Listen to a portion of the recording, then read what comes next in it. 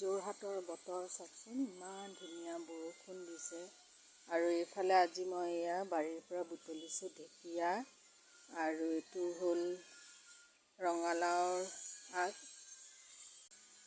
এয়া ঢেকীয়া, ৰঙা আলুৰ পাত, ইপিনে এইকেইডাল এয়া হেলঞ্চি শাক বুলি কয়, মানে অসমীয়াত কি বুলি কয় নাজানো।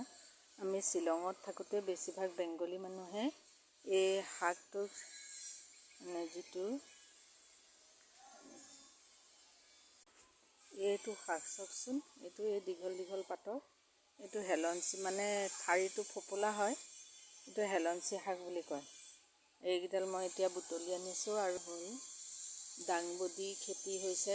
বান্দৰৰ উৎপাতত কেনেকৈ কি খাবলৈ পাওঁ নাজানো। এইজোপা আম গছত মাত্ৰ 2টা ঢালে আম লাগিছিলে, পিছে এটা ডাল ছিঙিয়ে পেলালে বান্দৰে।